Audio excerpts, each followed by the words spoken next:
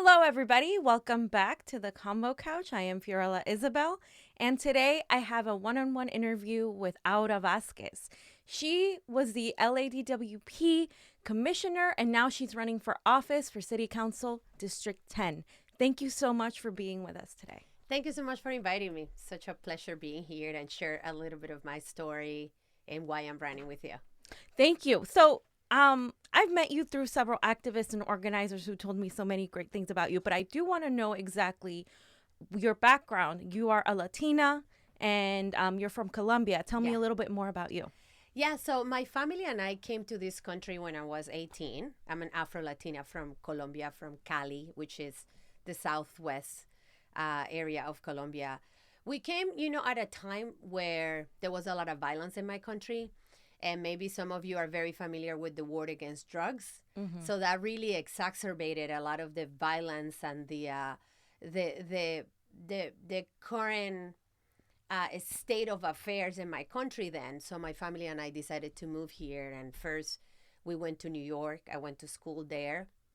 And 10 years ago, I moved to Los Angeles to learn organizing. Oh, wow. What attracted you about organizing in particular?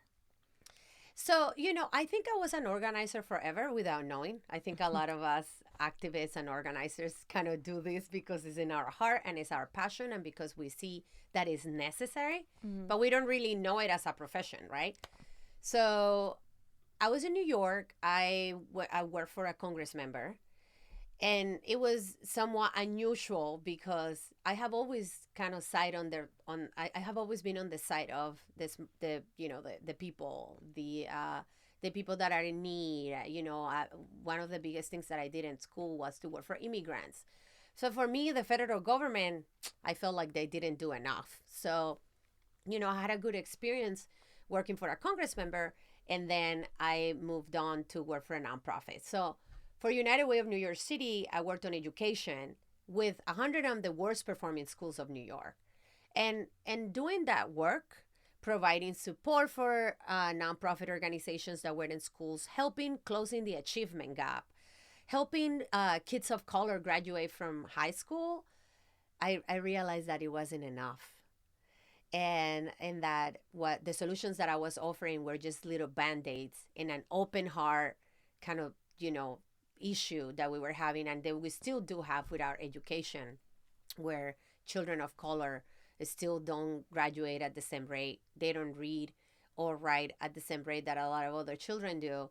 So that was important to me, but I started experimenting with very interesting things while I was in United Way. So taking the students to meet with elected officials. In New York, you stand outside of City Hall to wait for elected officials to come to the chamber, and you talk to them that way. So I will bring my kids and teachers and stuff to. I will do letter writing campaigns, and then Obama ran for president the first time, and he really gave community organizing, a bigger stage as a profession. Even though we have incredible examples like Dr. Martin Luther King and Cesar Chavez, but that's when I was like, okay, maybe this is for me. And I made a list of the things that I wanted to do and how I thought I would change the world. And it kind of matched with the organizing kind of profile. So that's how I came to California. I came to California to learn organizing. Wow. And that's how I ended up here. Wow. And I know you've done a lot of really good work against the fossil fuel industry, and I've heard you're kind of like, a threat to a lot of them. What exactly have you been doing when you were working with the LADWP? Like, please tell me. Yeah. So, being a commissioner for DWP was really the pinnacle in a lot of ways of my career, because I have been I have been a strong advocate for environmental issues for so many years since I was little. In fact, the very first organizing action or activism that I ever took was founding the first environmental club in my school and banning aerosols. This is back in the 80s. After I saw a show about climate change and back then it was the hole in the ozone layer and global warming. And at DWP, there were a couple of things that were very important to me. Number one, I wanted our utility to be a much more customer-friendly organization.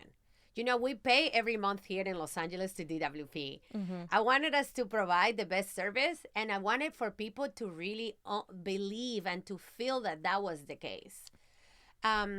Also, for me, the sustainability and getting LA to 100% renewables was extremely important. And you know, earlier we were chatting about you know, events that both of us have been or have not been, and I shared with you that one of my proudest accomplishments at DWP was to retire 3 coastal gas plants that were polluting our neighborhoods and that were really not giving a lot of economic benefits to our city, and turn them into 100% renewables. In a way, that action supported LA to get off of gas. Right. Which is an incredible accomplishment, not Absolutely. just for me, but what we did, all of us Yeah. together, you know, in our work to make this possible. You know, I was not the only one that approved this plan, but, you know, a lot of other people were really involved. The Sunrise Movement, a lot of folks that were very, very, very entrenched and involved on making sure that the voices were supported at DWP. Yeah. As an activist, organizer, obviously someone that cares about immigrants, about leftist people's issues, right? How were you able to surpass that kind of barrier that exists between the establishment and someone like Garcetti pointing you to that? Because it's amazing to me what you did within the system, like within the system as it exists, because it is a very difficult system for many people who are progressive to work in. Yeah, I think that, you know, I was the youngest ever appointed to DWP. I was appointed when I was 38. I was the first immigrant, and I was the first environmental justice organizer to be appointed. And I think that really speaks about what Los Angeles really wants. And sometimes we have all of these plans and decisions that we have to make, right, as elected officials, and as decision makers, we have to kind of balance, like, is it costly? Is it going to affect everybody? Is it going to be a lot of pushback? And I think what I brought to the table was a track record of winning campaigns and bringing people together. And I think that that's one of my strengths, you know? I think that for us in the movement, and for us that believe that we deserve a world that is healthy, that it has clean air, that we can drive an electric car, that we can bring local economic prosperity, we wanted somebody that bring that voice to DWP. And, you know, I met Mayor Eric Garcetti when I was organizing for the Sierra Club, and we were leading the campaign to get LA off of coal. And this is at a time, you know, 10 years ago when no one believed that this was going to be possible. That people thought that it was crazy, that it was never going to happen, and we made it happen. And I think that really speaks about where the values of Los Angeles residents are, and the real need for our city to be a leader on environmental justice and clean energy and renewable energy issues in California and in the United States. I think that we take great pride on owning that title, that we're a leader, we're ahead of the game. Yeah. And I think that I was very blessed and honored to be able to get there. And it took a lot. It took a lot for me. I mean, you know, if you follow my social media, I'm a very outspoken person. I tell the truth. So, you know, to get into a utility where, you know, there's a protocol. Yeah. And then yeah, I'm trying to picture you in there, and I'm just like, huh? Where there's a protocol, and when there is a code of conduct, and where, you know, when I came in as someone that kind of dislike very much bureaucracy, and you know, like, we have technology, like, I'm trying to bridge, you know, and I'm trying to make things easier for us. Yeah. And change a little bit of the way that we do business. It was definitely an interesting, I think it was an interesting piece for on both sides. I think on the management side, for them it was, I really came with a strong push. I had a really clear idea of what I wanted to get accomplished at DWP. And I think for us on the outside, or for the other folks, the everyday residents, they really felt like they had a voice and that they had a person that they could count on, that I was going to fight for them. So I hope to bring, my plan is to bring the same attitude to my candidacy and later when I become an elected official. So exactly. So because you have all these people that believe in you, and all these organizers, and also all these residents that have been just following your path and your journey, how do you plan on using what you learned, like for your candidacy to run for city council, and what are the plans that you implement doing? Like, what's the most important thing you think we should go after right now? Absolutely. So, the experience that I had as an organizer, bringing people together, understanding how everyday problems of people become policies, and become policies that affect all of us. Also, my experience just dealing with the bureaucratic process and how effective is to have an inside-outside of strategy, I think is something that is going to bring a lot of value. And we're at a time where we want to see change. Do you guys want to see change? Yeah. Absolutely. We definitely want to see change. We cannot afford to elect more establishment people to the city council or to Congress or to the presidency or anywhere else. We need everyday people that understands our struggle to represent us.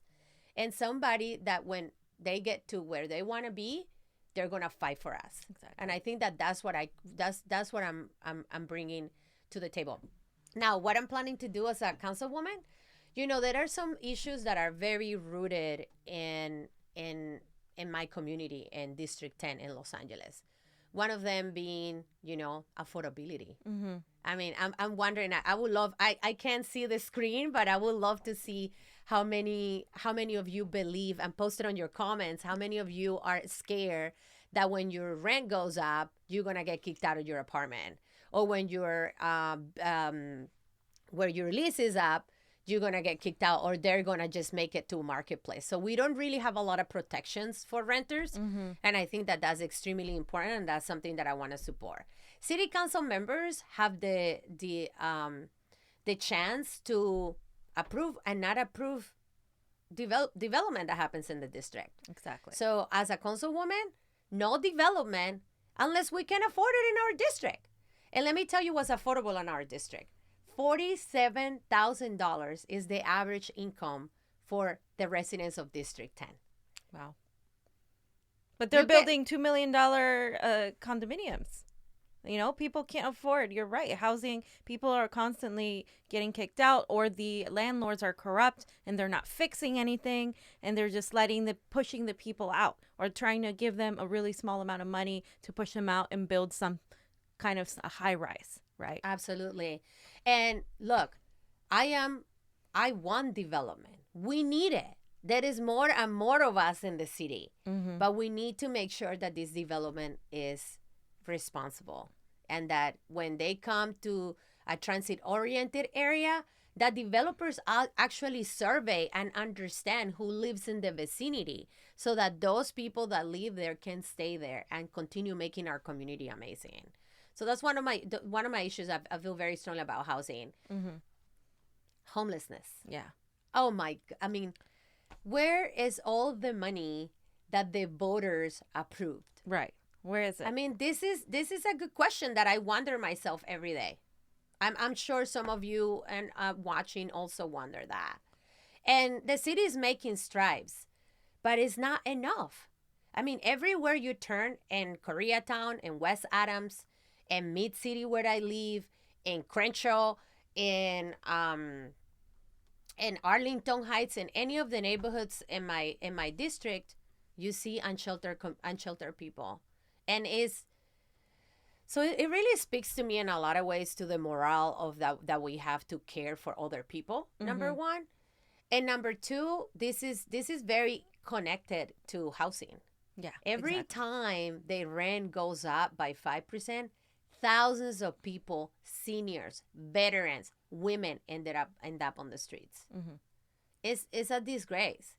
I think we need wraparound services for them, meaning services that can, take them from the streets to maybe a mental health facility, maybe a woman's shelter, maybe a woman's path to get out of the streets, maybe a job work worth creation or such. Mm-hmm. I also think that we need to house them first, and we Yes. need to and we need to teach them how to fish, so that Exactly. they can go and be productive. It's also good for like your self-esteem, for our collective, Right. when we can kind of thrive together. So that's what I believe. Now, before that, I really believe on preventive services. I give you an example. For a woman that is experiencing domestic violence, when they call the number to say, is there a shelter? They have to wait about 6 weeks before they can find a bed to go to. Wow. In 6 weeks, let's not even talk about 6 weeks. Let's talk about 6 seconds. Somebody can die. A Yeah. woman can die in the hands of, of the person that perpetrator. Um, I mean, there's so many issues, and a lot of women end up on the streets, also being trafficked and end up homeless because they don't have really a preventive path to support them when they're experiencing, hardships. So I definitely think that addressing our homelessness crisis is necessary. Now, this is the thing.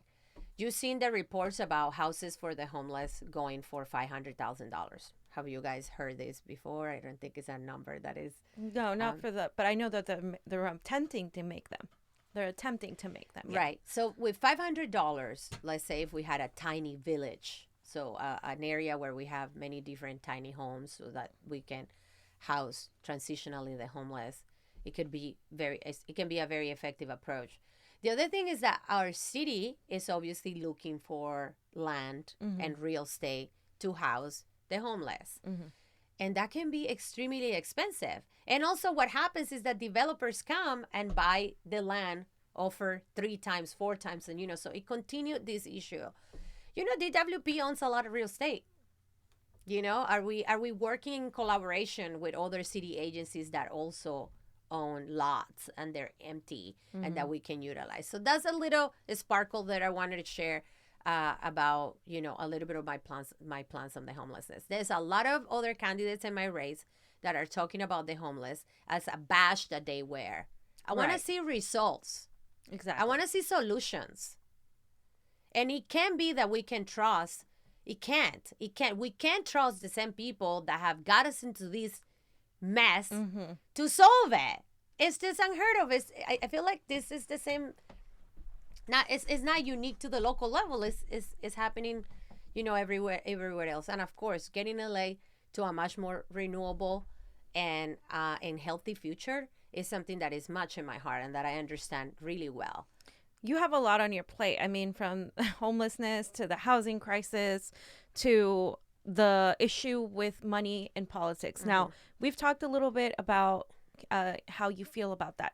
Tell me more about your experience in dealing with, the corrupt campaign finance system, because that is what ultimately causes this establishment politicians to not fix the problem, give you platitudes, and then just continue the status quo as is and then not solve anything.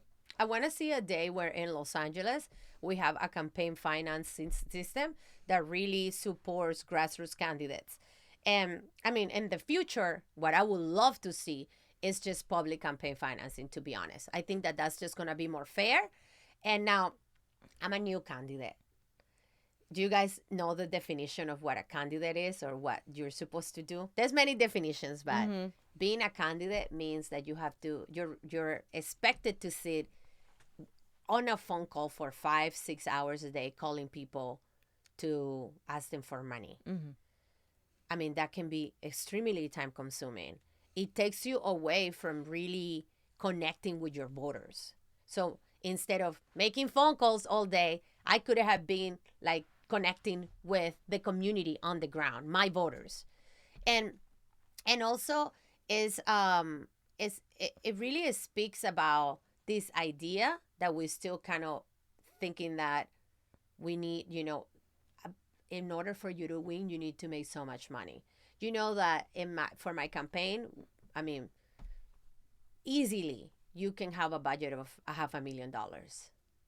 So it's extremely hard for a lot of us that are progressive and that are have been organizers and activists, because we also don't share the same social capital that a lot of other candidates do. So the good candidates that are going to fight for us, that are going to be out there in the front lines, and that are going to really take care of our people, working class, can make it. Yeah. But only the rich. Does this sound familiar? Only the rich and the influential and the powerful. So I think there's, I want to see two things. Like I said, I want to see a really robust public financial campaigning at the local level. I also want to see everybody step up. You know, I have a campaign right now going. I every Wednesday I do my fundraising Wednesdays, and they're fun. And if you look at my Instagram story, you can see. And I ask people to donate $20.20, because my race is in 2020 for a 2020 vision. $20.20. I have about 3,000 friends in social media, and just on Facebook. Those are my friends, not even the people that follow me on my page. Who can do the math? If everybody donates $20 and it's 3,000 people, I mean, we could do so much. Yeah. And I think that I also want to see how we can really play with this crowdsourcing style of funding campaigns. And how much it is? $60,000, guys. I mean, that would be incredible. That will take me to my June, financial fundraising goal. Mm-hmm. I mean, you imagine $20.20. It's not gonna make you any rich. It's not gonna make you any poor. I think democratizing the way that we contribute to campaigns is something that I really want to see and I want to fight for. We've seen it a little bit with Bernie Sanders and all the people donating to him, and he's actually competing with people who will have a secret fundraiser, and you get the maximum amount. People are writing checks. I've been in rooms where the wealthy are there and they're writing checks for their chosen candidate. It's really hard to compete in that system because then you're like, how can I compete? But I think what we've seen with like Alexandria Ocasio-Cortez and that kind of movement in Congress, we've seen that people power can matter. They can have a couple people giving them thousands of dollars. But if you have thousands of people giving you a couple of dollars, then that can be it. That can actually take you to the top. So I really admire this kind of idea that you have, because it is a very grassroots, people-powered movement. And that's what we have to push to, because we can't exactly right now change this system until we get our people in there. Absolutely. And again, the people in my district make $47,000 a year. Exactly. And an average. I don't think they can write me, I don't think a family, this is much of the style of fundraising. The mom, the dad, the kids, the neighbor can sit there and write me an $800 check, each of them, because that's the maximum contributions for a race like mine in LA. But, $20.20, so you have a skin on the game. So that you said, I'm supporting this person because I believe in her, and because I want to see something different, and because we have a choice. And I think for a long time in the 10, in District 10, people felt like they didn't have a choice. I mean, if I tell you about how voting numbers here, you will cry. Let me not do that. You will cry to know what's going on. That in a 250,000 people district, elected officials, our current city council member in his last election won with 8,000 votes. That's why I already wanted. This is just unheard of. It's just crazy. Last election, 12,000 people voted. 12,000 people voted Out of 250,000 people. And that's just residents. Let's talk about some of you that really are savvy about,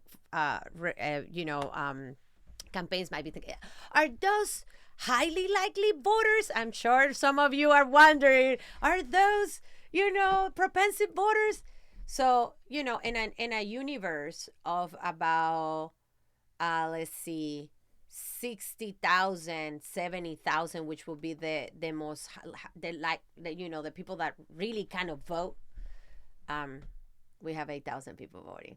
Wow. and getting elected. So, my campaign is not just about fundraising. My campaign is not just about issues. My campaign is also about engaging a community that is completely disengaged in the political process. A community that doesn't feel, and when you feel disengaged, what happens? You feel that you don't matter. Yeah. So why does it matter if you vote? You feel like your voice doesn't have any weight. Doesn't You don't care. You don't think you're accounted. I have a track record of inclusion. For me, it's about unity. And it's not about this community, the Latinos or African Americans or the Asians. It's about all of us coming together. Our city is our greatest strength is our diversity.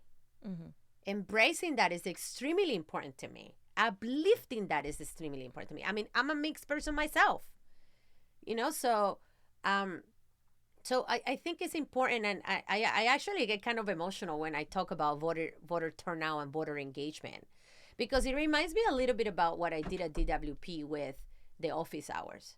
And when people thought it was crazy, I have been the only one so far, the only commissioner that ever in 116 years of DWP hosted office hours so that I could have direct contact with the community. It's just insane. So how do you talk to your community and know what they want if you don't ever talk to them? This is what I thought it was fascinating. And at DWP, when I introduced the idea of having the office hours, people thought I was crazy. They discouraged me. They didn't think it was a good idea. They thought crazy people were going to come. And they had security guards and such. I learned so much. I learned so much about what's going on the ground. I met people that have been without electricity and running water for months. I met families that struggled paying the bill and felt that the utility didn't have a right mechanism to support them until they could get back on their feet. We're a public utility. Yeah. It belongs to everybody. It's our DWP. I immediately, when I started hearing these cases, instructed staff to really look at the policies that we have in terms of, how do we address people in hardships? What happens if I call and I said, I don't have money to pay my bill this month? Did you put me on a payment plan? Did you wait? So I would have never learned about these practices without just having my office hours. Mm-hmm. We've been hearing how, change comes from the bottom up, right? It doesn't come just when you vote for president. How do you plan on getting people involved in this voting process? Because the majority of Americans in general, not just in LA, do not participate in their congressional races, in their in their city council races, aren't even aware of what city council people do. How do you plan on engaging them? Because we've seen a little bit of an increase with this last 2018 congressional races, but how do we continue that push to get people out there and inform them? People act out of their own self-interest. When something is affecting you, you will act. When the rent is getting high and you've been affected, you will do anything to protect your family. When your kids have asthma, or your wife or yourself, and you have the worst air quality and all drilling next to your home, you will get involved. I think what happens in races, and what I'm trying to break through, is how to get people excited about local politics, and how to make sure how do we make sure that they also understand how important their vote is. Now, my community in 10 is extremely diverse. Latinos, African Americans, Asian Americans, we behave a little bit different. We want the one-on-one contact. We want to talk to another human. We want to know that this other person cares. So that's why for me the ground game is so important. And I love to do my social media, and a lot of you know me through my social media and such, but I actually love going out there and meeting with community leaders, door knocking, talking to people, sharing with them what I am, and just even, and a lot of times I just start telling people about just a little bit about who I am, and I ask them what they cared about, and the synergy just kind of happens. It's obvious that a lot of the people in my district have never been reached to. We have a campaign system where mail is the the hot thing to do. Mm-hmm. Mail doesn't work. I mean, you get how much of that ends up in the trash? Mm-hmm. How many of those ends up in the trash? Like, I'm an environmental justice person. How many trees are we gonna cut and continue this instead of having a robust volunteer plan? Writing people are, yes, it's a lot more consuming. Yes, it's not so sexy. Oh, if you're an established candidate, you don't want to get out there and talk to crazy people, which is like what some people say about I'm sure. our voters, sadly. I want to get out there and I want to talk to everybody. I want to have listening sessions where people can come and have a confluence of ideas about how to change our neighborhood. I want to be more than an elected official. I want to be the person that people trust. And for that, you need a lot of Yeah, you need to get out there. connection. Yeah.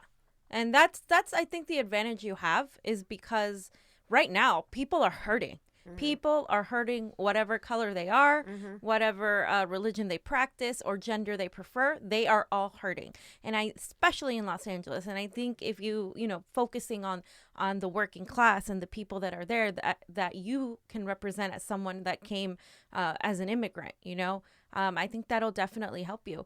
Do you have an opinion on what the current status of our country as far as the presidential race? Oh my God, yes.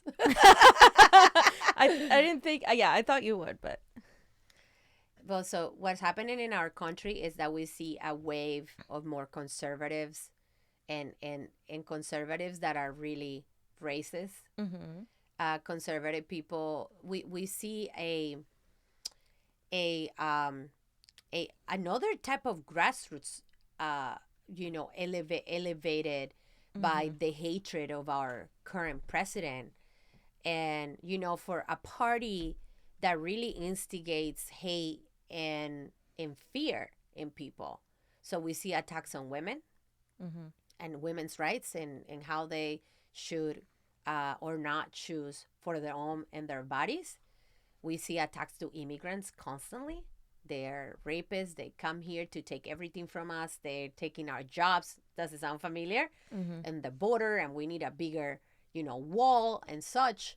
We see a lot of still police profiling, and police that instead of protect us, profile a lot of people of color when we need to work together and actually make sure that we're protected and not profiled. So a lot of this institutionalized racism and systematically oppression that we see every day is in the policies that affect us in the schools and the hospitals, on how we get health care. And you're wondering why is there so many homeless folks that are mentally ill or have and they can really afford insurance or have insurance and end up on the streets. So I think it's exciting to see a lot of people step up to the plate about running for office. I worry that the crowd is so crowded, and every day I'm like, who else is gonna run for office? We see mayors, we see people that try to run for office and didn't make it, and for me, the track record speaks louder than anything.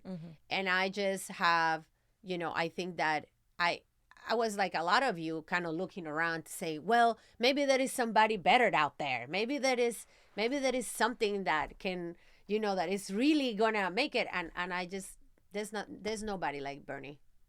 He's been a progressive. He's been walking the talk.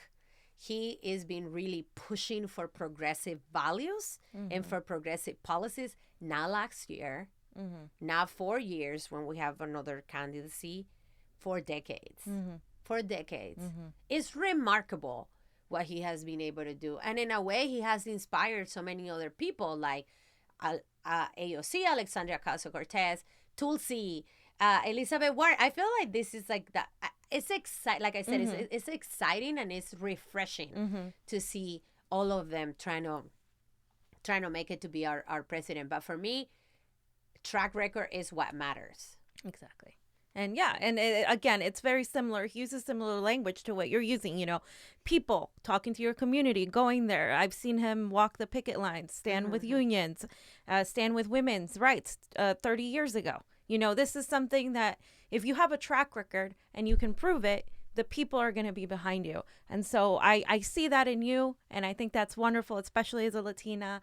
I know, when you come from another country, you have a completely different view as to what real struggle and real poverty is. And being in a first world country, the greatest country in the world, how dare we not have Medicare for all? Yeah. How dare we not have just criminal justice system? How dare we not have at least a $15 minimum wage, especially in Los Angeles? That barely gets you by in Los Angeles, to be honest.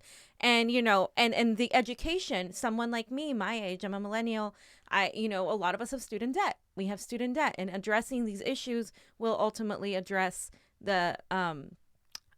address everything else. Like it's all connected. Absolutely. And it starts locally, and all of you need to understand that it starts from the bottom. And city council people make so many decisions that people don't even realize, and all of these decisions can then go into the state and then nationally. So we need more of our people in here. We need to be aware of this race. So please tell us your website, how we can support you and everything.